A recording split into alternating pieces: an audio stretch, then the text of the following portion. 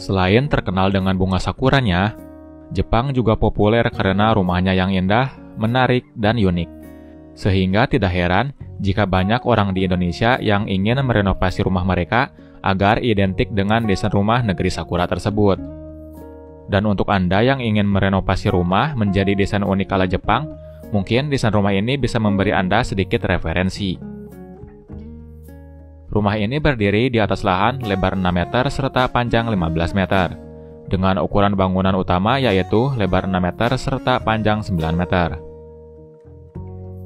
Jika Anda pernah menonton serial anime seperti Doraemon, Crayon Shinchan, ataupun Ninja Hattori, mungkin Anda tidak akan terlalu asing dengan bentuk rumah seperti ini, di mana bentuk rumah ini sedikit terinspirasi dari serial anime tersebut. Dalam hal ini yaitu dari bentuk atapnya, di mana atap pada rumah ini terdapat dua bagian, yaitu atap pada lantai 2 dan atap overstack pada lantai 1. Selain dari bentuk atap yang terdapat dua tingkatan, bentuk jendela pada rumah ini juga terinspirasi dari serial anime tersebut. Atap yang digunakan untuk rumah ini adalah atap spandek dengan kemiringan 20 derajat. Jenis atap spandek memiliki beberapa kelebihan, di antaranya yaitu mudah dalam pemasangan, anti pecah, dan juga memiliki daya tahan yang lama. Namun, atap spandek juga memiliki kekurangan yang harus Anda pertimbangkan. Di antaranya yaitu meresap panas dan juga berisik saat hujan. Jadi, jika Anda menginginkan rumah yang sejuk, penggunaan atap spandek bisa dihindari. Sebagai gantinya, Anda bisa menggunakan genteng beton ataupun genteng tanah liat, yang tentunya kemiringan atap juga harus diperbesar lagi. Dikarenakan lahan rumah ini tidak dibuat bangunan penuh, jadi masih ada sisaan lahan yang bisa dimanfaatkan untuk halaman depan. Pada bagian halaman depan ini dapat diparkirkan satu unit mobil dan beberapa unit sepeda motor. Rumah ini terdapat sebuah teras dengan ukuran teras yaitu panjang 3 meter serta lebar 2,5 meter. Dengan ukuran tersebut, teras ini dapat ditempatkan sofa outdoor yang nantinya akan digunakan sebagai ruang tamu. Pada teras ini menggunakan partisi dari kayu agar lebih menjaga privasi. Seperti rumah Jepang pada umumnya, rumah ini juga terdapat genkan. Genkan berfungsi sebagai pembatas antara area dalam dan area luar rumah. Area tersebut menjadi tempat bagi penghuni maupun tamu melepas alas kakinya sebelum masuk ke dalam rumah. Jika Anda perhatikan, terdapat undakan atau tangga dengan tinggi 15 cm yang membatasi genkan dengan area dalam rumah. Tangga tersebut bisa dikatakan mempunyai fungsi mirip dengan batas suci yang ada di masjid atau musola. Tangga tersebut menjadi tempat terakhir bagi para penghuni ataupun tamu menggunakan alas kakinya. Jadi, Anda harus melepas alas kaki ketika memasuki area dalam rumah yang levelnya lebih tinggi dari genkan. Dari area genkan, lanjut kita ke area powder room. Powder room merupakan sebuah ruang toilet kering berukuran kecil di dalam rumah yang dibuat khusus untuk para tamu yang berkunjung. Di dalam powder room biasanya terdapat wastafel, kloset duduk, dan juga sebuah cermin untuk merias diri. Tapi khusus pada powder room ini, area toilet terpisah dari area wastafel. Jadi, powder room ini akan lebih nyaman digunakan lagi dikarenakan ruangannya yang terpisah. Dari area powder room, lanjut kita ke ruang keluarga. Ruang keluarga ini berukuran panjang 3,5 meter, lebar 3 meter, serta tinggi ruangan 3 meter. Pada ruang keluarga ini terdapat sebuah sofa yang memanjang, di mana sofa ini bisa digunakan oleh 4 orang anggota keluarga. Selain terdapat sofa, pada ruang keluarga ini juga dapat dilengkapi dengan coffee table serta backdrop TV, di mana pada bagian backdrop TV bisa dimaksimalkan sebagai tempat penyimpanan. Untuk sirkulasi udara dan juga cahaya, pada ruang keluarga ini terdapat sebuah bukaan jendela geser. Jendela geser tersebut ditambahkan partisi kayu pada bagian luarnya agar lebih menjaga privasi. Dari ruang keluarga, lanjut kita ke area dapur dan ruang makan.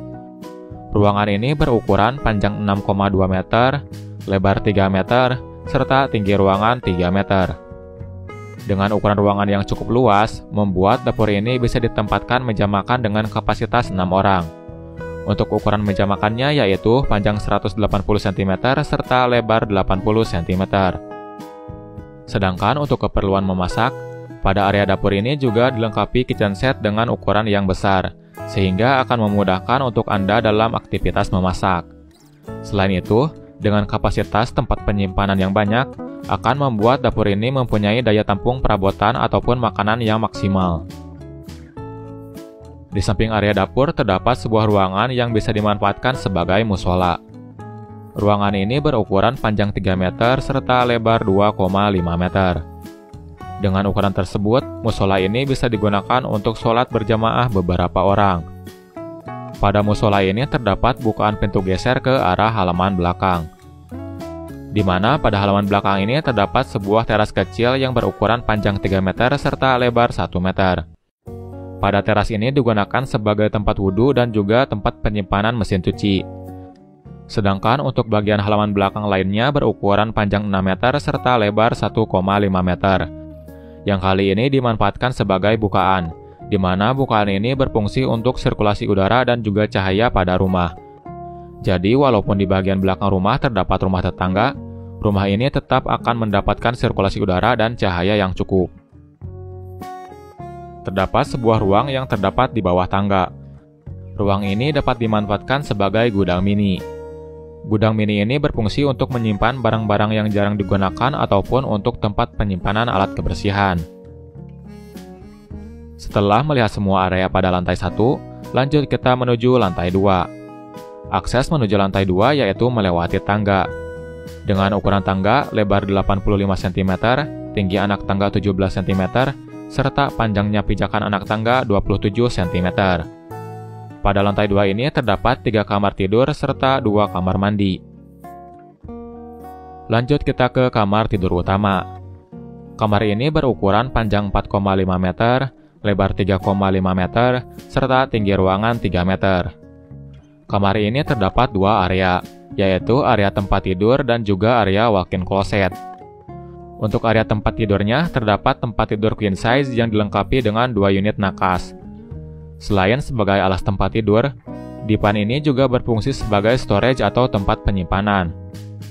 Untuk sirkulasi udara dan juga cahaya, pada kamar ini terdapat bukaan jendela geser yang cukup besar, dengan ukuran jendela yaitu panjang 160 cm serta lebar 100 cm. Lanjut kita ke area walk-in closet.